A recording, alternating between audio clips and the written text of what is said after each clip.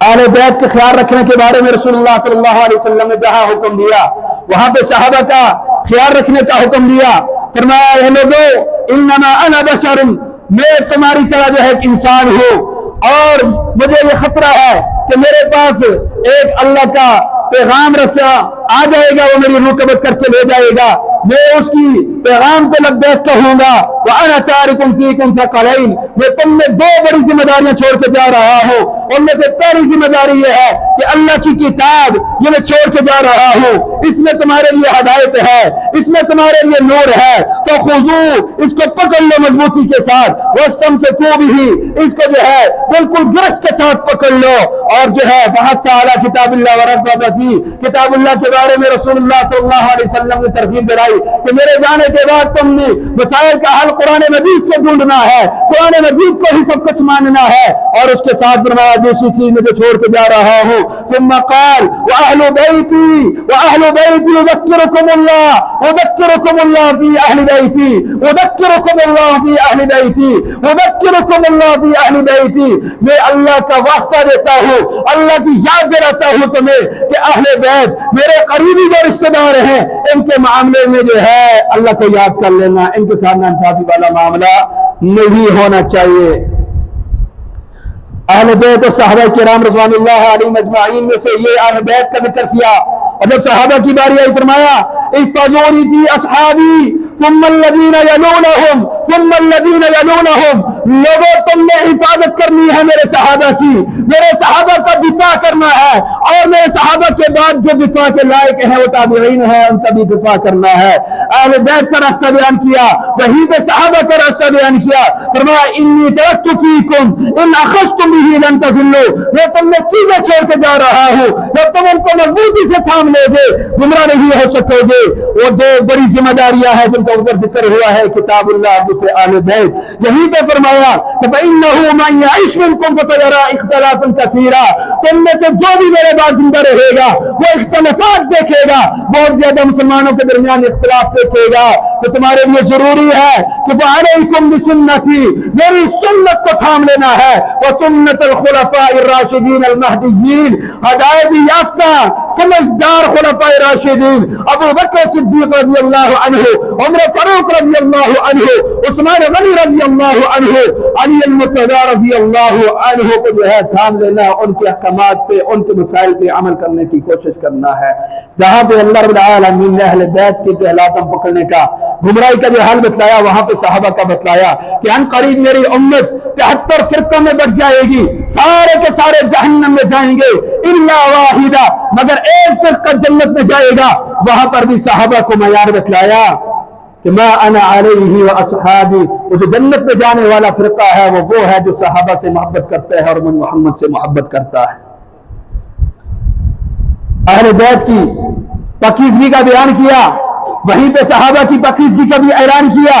اہل بیت میں سے نبی علیہ السلام کی بیویوں کے بارے میں ان کے اوپر چند پابندیاں لگائی کہ گھروں میں رہنا ہے، اللہ کی فرمانبرداری کرنی ہے، اور جو ہے جاہلیت والے بول نہیں بولنے، اللہ کو زیادہ یاد کرنا ہے. وہاں پہ کہا کہ یہ جو پابندیاں ہیں، یہ جو آرڈر ہیں، اے اہل بیت، اے نبی کی گھر والی ہے، یہ اس لیے ہے کہ اللہ رب العالمین چاہتے ہیں انما یرید اللہ لیذهب عنکم الرجس اہل البیت ویطہرکم تطہیرا، کہ اہل بیت اللہ رب العالمین تمہیں دوسرے لوگوں سے بالکل پاک صاف کرنا چاہتے ہیں، اور بالکل جو ہے پاک صاف کرنا چاہتے ہیں. جب یہ آیت نازل ہوئی تو رسول اللہ صلی اللہ علیہ وسلم، چونکہ بیویاں تو پہلے سے شامل ہو گئی، اللہ کے نبی صلی اللہ علیہ وسلم نے حضرت فاطمہ الزہرا، حضرت علی المرتضی اور حضرت حسن حسین رضی اللہ عنہ کو جمع کیا ایک چادر کے نیچے، اور ان کو کہا،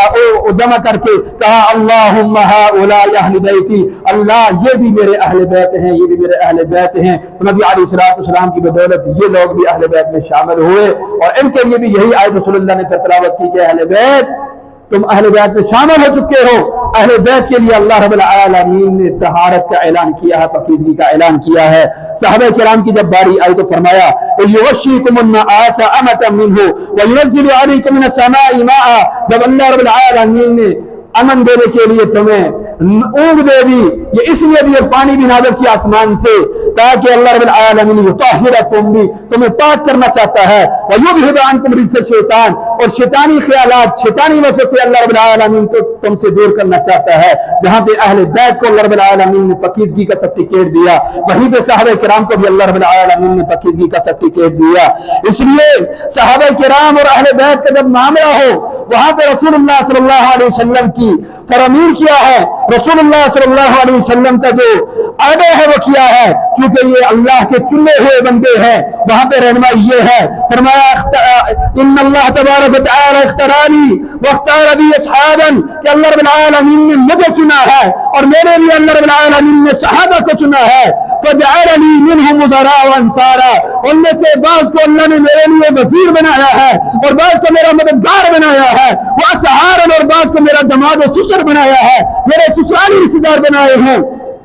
فمن سبهم فعليه لعنت اللہ والملائکۃ والناس اجمعین جس نے ان کو گالی دی اس پہ اللہ رب العالمین کی بھی لعنت، اس پہ فرشتوں کی بھی لعنت، اس پہ تمام لوگوں کی بھی لعنت، اس سے کوئی بھی بدلہ قیامت کے دن قبول نہیں کیا جائے گا۔ یہاں پہ اللہ کے نبی صلی اللہ علیہ وسلم نے صحابہ کے جب تذکرے کیے وہاں پہ اپنے دماد اور سسر کے جو ہے ضرور تذکرے کیے۔ جہاں پہ علی المرتضیٰ اہل بیت میں سے رسول اللہ کے دماد ہیں، وہاں پہ صحابہ میں سے عثمان رضی اللہ عنہ نبی علیہ السلام کے دوہرے دماد ہیں۔ جہاں پہ حضرت ابو بکر صدیق رسول اللہ صلی اللہ علیہ وسلم کے اصحار میں ہیں، سسر ہیں، وہیں پہ عمر فاروق رسول اللہ کے سسر ہیں، اور وہی عمر فاروق حضرت علی المرتضیٰ کے بھی دماد ہیں۔ ام کلثوم جو حضرت علی کی بیٹی تھی ان کے خامن تھے،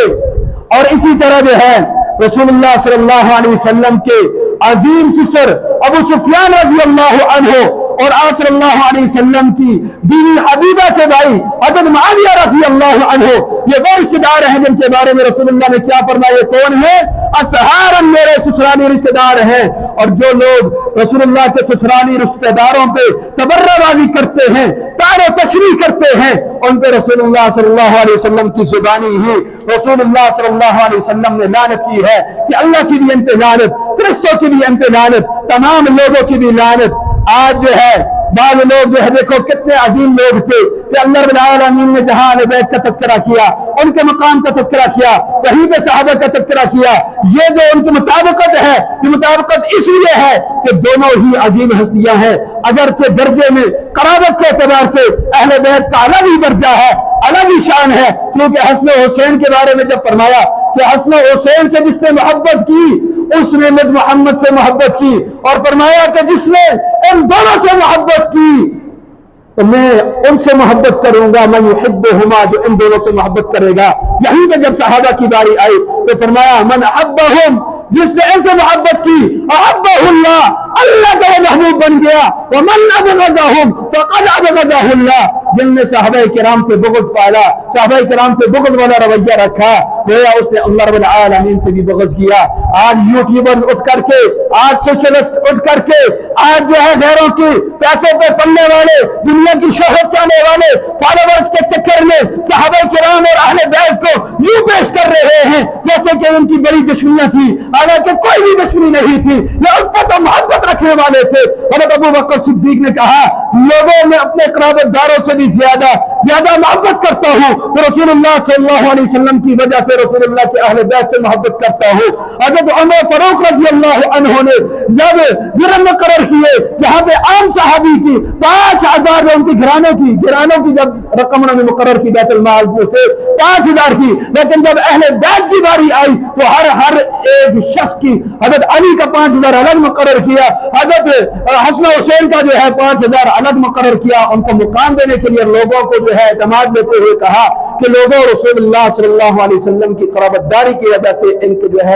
جو ان کا مکافہ بن رہا ہے وہ زیادہ کر رہا ہوں، اور وہی علی المرتضیٰ تھے۔ جب حضرت عمر فاروق رضی اللہ عنہ کی لاش پڑی ہے، شہید ہو چکے ہیں، حضرت عمر فاروق رضی اللہ عنہ کی لاش کو دیکھتے ہیں، سر پہ ہاتھ رکھا ہوا ہے، کہتے ہیں کہ میں اب کس کو دیکھ کر کے یہ فیصلہ کروں گا، مسائل سمجھوں گا،